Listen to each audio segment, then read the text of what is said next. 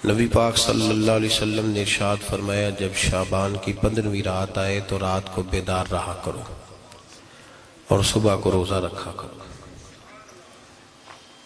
تو جب حضور نے کہہ دیا بیدار رہو تو پھر کسی کو سونا نہیں چاہیے، بیدار رہنا چاہیے۔ اور بیداری کا مطلب یہ نہیں کہ وہ آدمی بس جاگتا رہے، اس کا مطلب یہ ہے کہ وہ اللہ اللہ کرے، درود پاک پڑھے، عبادت کرے، تلاوت کرے، ذکر فکر میں رہے۔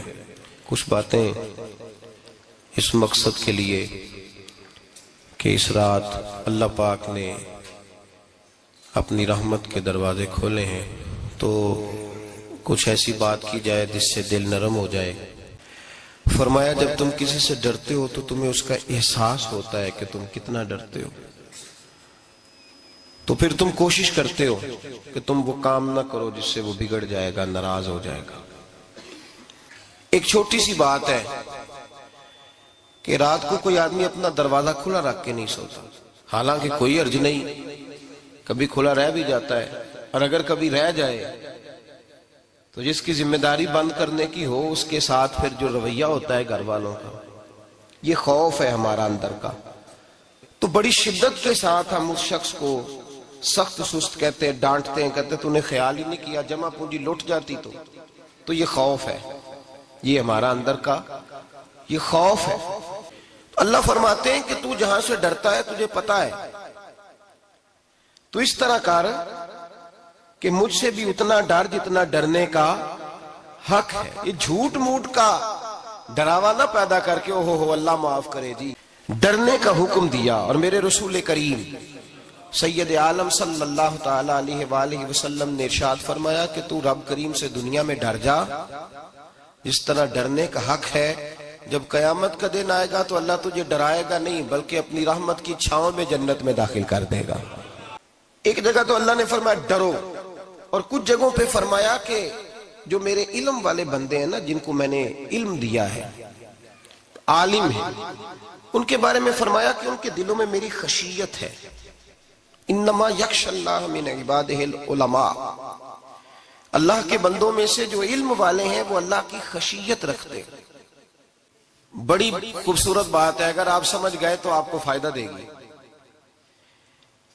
صوفیاء یہ کہتے ہیں کہ بھائی خوف ہوتا ہے اپنے گناہوں کا، کہ میں نے یہ گناہ کیے ہیں، اگر اللہ نے مجھ سے پوچھا تو مجھے بڑا خوف آتا ہے، مار پڑے گی، یہ خوف ہے۔ پھر سمجھ لیں، ایک آدمی نے حرام کا مال اکٹھا کیا ہے، زندگی میں معاذ اللہ اس نے بڑے پاپ کیے، گناہ کیے، شراب پی، بدکاری کی، معاذ اللہ تعالیٰ ثم معاذ اللہ۔ اب اسے ڈر لگ رہا ہے کہ اللہ تبارک و تعالیٰ نے پوچھا تو میں کیا جواب دوں گا، یہ خوف ہے۔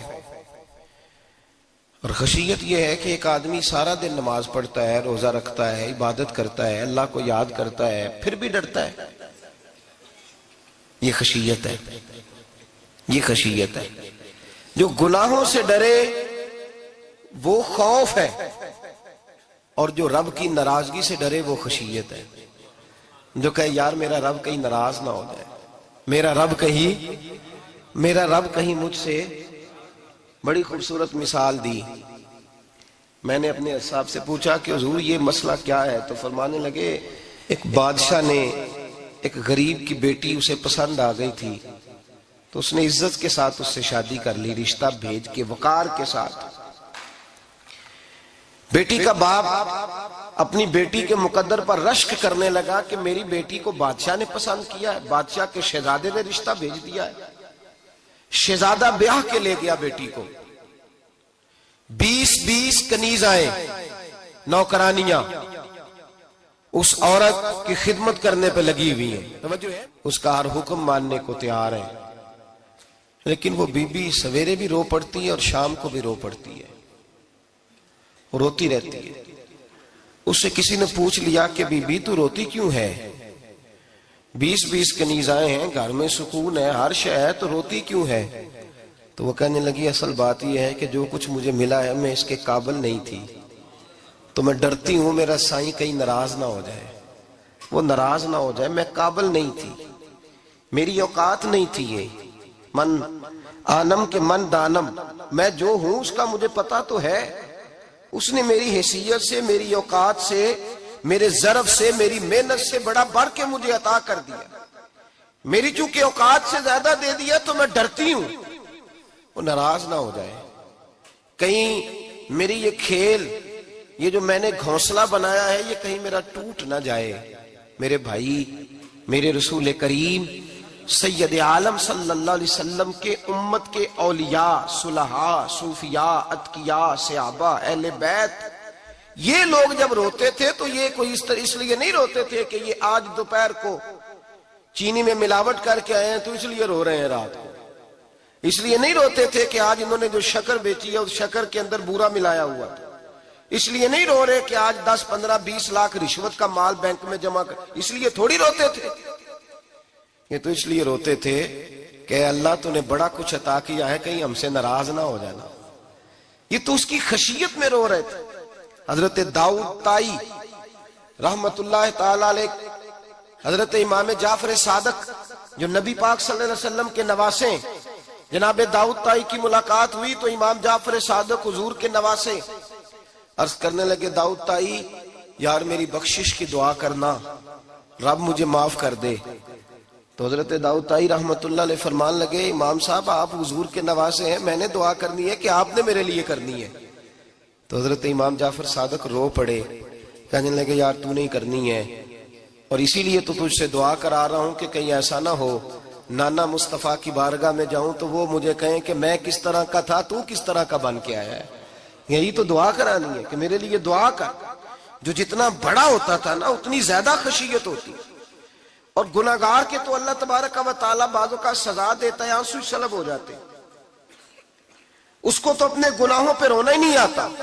وہ تو روتا ہے بچہ نہ ہو تب روتا ہے، وہ تو روتا ہے پیسے نہ ہو تب روتا ہے، وہ تو اس وقت روتا ہے جب اس کا مال چلا جائے. اس کو تو بعضوں کا، گناہگار کو تو بعضوں کا سزا ملتی. اللہ فرماتے تو دنیا کے لیے روئے گا، میرے لیے نہیں رو سکتا. اور جو رب کریم کے بندے ہوتے ہیں انہیں اللہ کہتا ہے تو دنیا سے بے نیاز ہے، تیری آنکھ سے آنسو جب بھی ٹپکے یا میرے لیے ٹپکنا چاہیے یا محمد مصطفیٰ کے لیے ٹپکنا چاہیے. آپ اگر اس بات کو تھوڑا سا غور کے ساتھ سمجھے تو تمام اولیاء صلحات کیا یہ رو رہے ہیں، تڑپ رہے ہیں. کیا اس کی وجہ تھی؟ نمازیں کم رہ گئی تھی، روزوں میں کمی تھی، فرائض ادا نہیں کرتے تھے کہ رویا کرتے تھے؟ کیوں روتے تھے؟ حضرت سیدنا عمر فاروق رضی اللہ تعالیٰ عنہ کے بارے میں صحابہ کہتے ہیں جناب عمر فاروق جب نماز پڑھاتے اتنا رویا کرتے تھے کہ 7ویں صف تک ان کے رونے کی آواز جایا کرتی. 7ویں صف تک ان کے رونے کی آواز جاتی. ہم لوگ بن کے بیٹھ گئے ہیں، ہم لوگ بن کے بیٹھ گئے. ہم یہ سمجھتے نہیں کہ ہماری حیثیت کیا تھی اور رب کریم نے ہمیں نوازا کیا ہے. آپ پڑھیے کتابیں، میرے رسول پاک صلی اللہ علیہ وسلم فرماتے ہیں میرا عمر جس گلی سے گزرے شیطان رستہ بدل جاتا ہے. نبی پاک فرماتے ہیں میرا عمر جب تک دنیا میں رہے گا دوزخ کو تالا لگا رہے گا. اس صاحب عزد الغابہ نے لکھا ہے نبی پاک صلی اللہ علیہ وسلم نے حضرت جبریل امین کو بلایا، فرمایا چل میرے عمر کی شان بیان کر. تو حضرت جبریل امین علیہ السلام عرض کرنے لگے یا رسول اللہ صلی اللہ علیہ وسلم 950 سال اگر اللہ مجھے عمر دے، 950 سال رب عمر دے اور پھر بھی میں عمر فاروق کے فضائل بیان کروں تو میں نہیں کر سکتا. عمر کی شان میں نہیں بیان کر سکتا. 950 سال بھی اگر میری عمر ہو. نبی پاک نے فرمایا پھر میرے ابو بکر کے بارے میں عرض کی یا رسول اللہ ابو بکر کی تو بات اس سے بہت آگے کی ہے نا. وہ نبی پاک کتنی عظمت بیان کر رہے ہیں، کس قدر زیادہ رسول کریم صلی اللہ تعالی علیہ وآلہ وسلم ان کی عظمت بیان کرتے ہیں. حضرت عمر کیا کہتے ہیں، وہ لوگوں کو بتاتے پھرتے ہیں کہ تم نے دیکھا ہے نا میری کتنی عظمت ہے. وہ یہ نہیں کہتے. حضور فرماتے ہیں عمر کی بڑی شان، بڑی شان، بڑی شان. اور عمر کے پاس جب بھی کوئی جاتا ہے کہتے ہیں عمر آپ کا کیا مقام ہے؟ تو عمر فرماتے ہیں میں تو اونٹ چرانے والے کا بیٹا ہوں، میں تو اونٹ چرانے والے کا بیٹا ہوں، میں تو اونٹ چرایا کرتا تھا، میں تو 10 اونٹ نہیں سنبھال سکتا. حضرت فاروق اعظم رضی اللہ تعالیٰ عنہ سے کو پوچھتے جناب عمر آپ کا کیا حال ہے؟ تو آپ فرماتے یہ تو میرے مقدر ہے کہ میری بہن نے قرآن سنایا تو میں در رسول تک پہنچ گیا، ورنہ مجھے پوچھنے والا کوئی نہ ہوتا. کبھی جناب علی المرتضیٰ کا بازو پکڑ کے کہتے ہیں علی تو نہ ہوتا تو عمر ہلاک ہو جاتا. بھائی حضور شانیں بیان کرتے ہیں. نبی پاک کہتے ہیں میرے ابو بکر نے احسانات کیے، بڑے احسانات کیے، میں نے سب کا بدلہ چکا دیا. ابو بکر کا نہیں چکایا. اللہ کی بارگاہ میں عرض کروں گا یا اللہ تو ہی اسے بدلے دے. اور جناب ابو بکر صدیق سے کوئی پوچھتا ہے ابو بکر آپ کا کیا حال ہے، تو ابو بکر صدیق فرماتے ہیں مجھ سے میرے اندر کا عالم نہ پوچھو، اگر قیامت کے دن اعلان ہوا نا کہ سارے لوگ بخشے گئے ایک باقی بچا ہے تو مجھے ڈر لگتا ہے اکیلا ابو بکر ہی بچ جائے گا جو نہیں بخشا جائے گا، مجھے ڈر آتا ہے۔ تو بھائی پن کے بیٹھ گئے لوگوں کو پوچھ کر کے دیکھیں، کہتے ہیں کیا پاپ کیا ہے، کیا ہو گیا ہے؟ خشیت سے کانپتی ہوئی روحیں، تڑپتے ہوئے میرے رسول پاک کے غلام، اولیاء اللہ صوفیاء کرام کے رونگٹے کھڑے ہیں رب کریم کے خوف سے، جو جتنا مالک کو جانتا ہے اتنا کانپ رہا ہے، اتنا ڈر رہا ہے، جس کی آنکھوں سے آنسو خشک ہے مطلب یہ ہے یہ رب کو جانتا ہی نہیں، اسے کیا خبر اس کا جلال کتنا ہے، اسے کیا خبر اس کا عذاب کتنا ہے، تو کیا جانے ان بطش ربک لشدید، جب وہ پکڑتا ہے تو بڑا سخت پکڑتا ہے۔ حضرت عثمان غنی کو 3 دفعہ میرے نبی پاک نے فرمایا جنتی ہے، جنتی ہے، العثمان فی الجنہ، العثمان فی الجنہ، العثمان فی الجنہ، 3 دفعہ حضور نے جنت کی بشارت دی۔ میرے مصطفیٰ کریم نے فرمایا میرا عثمان گلی سے گزرے تو فرشتے بھی اس کی حیا کرتے ہیں۔ جناب عثمان غنی جن کو میرے نبی نے 2 بیٹیاں دے کے کہا عثمان میری 100 بیٹی بھی ہوتی، ایک کے بعد دوسری انتقال کرتی جاتی تو میں ساری تیرے نکاح میں دے دیتا، وہی حضرت عثمان غنی قبر پہ کھڑے ہیں حضور کے وصال کے بعد، ایک قبر پہ کھڑے، آنکھوں سے آنسو جاری ہے، داڑھی ساری آنسوؤں سے بھر گئی ہے، روتے ہی جاتے ہیں، روتے ہی جاتے ہیں۔ غلام کہتا عثمان یار رونا ہمیں چاہیے، رونا ہمیں چاہیے، جن کو کوئی بشارت نہیں اور آپ کو تو 3 بشارتیں، روتے کیوں ہو؟ جناب عثمان غنی فرمانے لگے جس مصطفیٰ نے مجھے جنت کی بشارت دی اسی رسول نے فرمایا تھا قبر آخرت کی منزلوں میں سے پہلی منزل ہے، آخرت کی منزلوں میں سے پہلی منزل۔ سوچتا ہوں اگر رب کریم نے عثمان سے حساب پوچھ لیا حساب کیسے دینا ہے میرے مصطفیٰ کریم نے؟ یہ تو بات ہے نا جناب عمر کی، یہ تو بات ہے حضرت عمر کی، حضرت ابو بکر کی، جناب عثمان غنی کی۔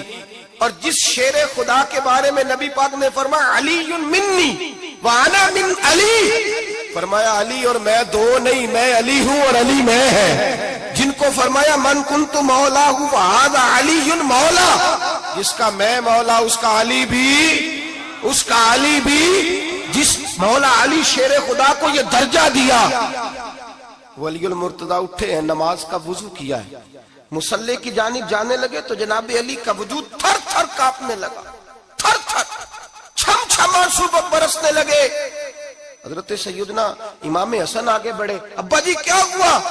فرمایا حسن ڈر رہا ہوں، مالک کی بارگاہ میں جا رہا ہوں، کہیں رب علی کو دھتکار ہی نہ دے، کہیں مالک علی سے حساب ہی نہ پوچھ لے، کہیں اللہ تبارک و تعالیٰ ناراضگی کی نظر سے نہ دیکھے۔ او بھائی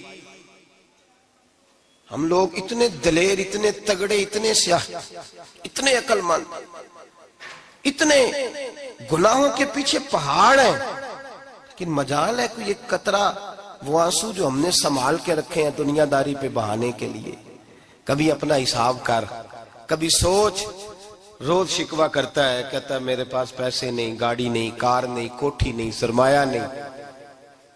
کبھی سوچ جو کچھ ہے اگر رب کریم میرے اور آپ کے اعمال دیکھے تو ہماری حیثیت ہے کہ وہ سارا کچھ ہمیں دیا جاتا، ہماری اوقات تھی کہ وہ ہمیں دیا جاتا جو اس نے دیا ہے۔ ٹٹول کے دیکھیں، عمر گزر گئی شکوے کرتے، ذرا پلٹ کے دیکھیں، اگر ہمارے گناہ اور ہماری نیکیاں اکٹھی کی جائیں تو ہم جزا والے نہیں سزا والے نکلتے ہیں معاذ اللہ۔ محمود غزنوی بڑا پیار کرتے تھے ایاز کے ساتھ، بڑا پیار کرتے تھے، نوازا کرتے تھے، روز کوئی نہ کوئی تحفہ ملتا تھا ایاز کو۔ کچھ حسد کرنے والوں نے کہا محمود تو اسے تحفے دیتا ہے اور یہ جنگل میں اسلحہ اکٹھا کر رہا ہے، یہ تیرے خلاف علیحدہ سے فوج تیار کر رہا ہے، کچھ وقت آئے گا یہ تجھے چھوڑ کے علیحدہ سے بادشاہی کا دعویٰ کر دے گا۔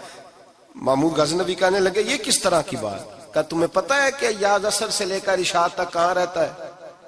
محمود کہنے لگے یار واقعی میں نے کبھی پوچھا تو نہیں، شک کا بیج بو دیا، شک کا بیج بو دیا۔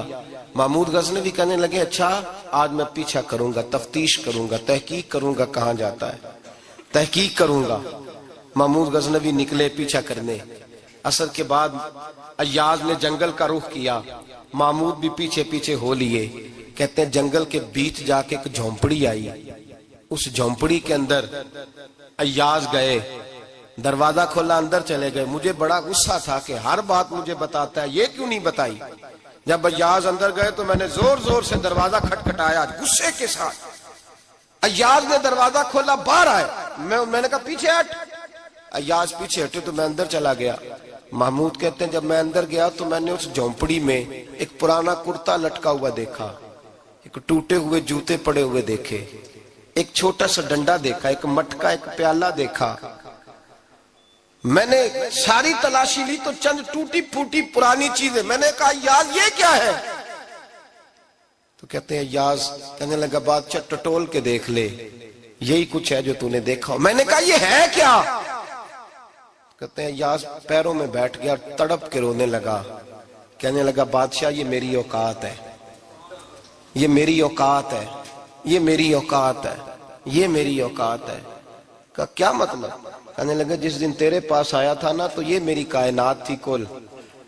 आज तेरी मेहरबानियों ने मुझे यहां तक पहुंचा दिया है।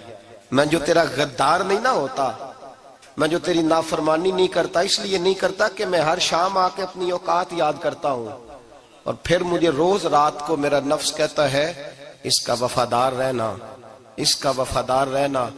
तू इस हाल में था जब आया था, अगर ये बिगड़ गया तो फिर तुझे अपनी औकात का पता है ना। महमूद गजनबी ने सीने से लगाया। कहने लगे आज तक तू बचा भी इसलिए है कि तू अपनी औकात नहीं भूला। मुल्ला रूमी कहता है अपनी औकात याद रख, तू क्या था। तुझे एक रात सोने न दे तो अपनी टांगों पे खड़ा नहीं हो सकता। तेरी वो आंख ले जाए तो कुछ नहीं कर सकता, वो तुझे माजूर कर दे तो कुछ नहीं कर सकता। 30-30 साल के ऊंचे 7 फुट कद के जवान उसने फालक ज़दा करके अस्पतालों में डाल दिए, वो कुछ न कर सके।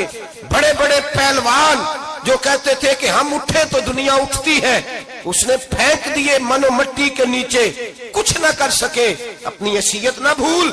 मेरे रसूल करीम सैयद आलम सल्लल्लाहु अलैहि वसल्लम ने फरमाया 2 बातों में लोग धोखे में हैं, धोखे में है, धोखे में है, धोखे में। या रसूल अल्लाह कौन सी।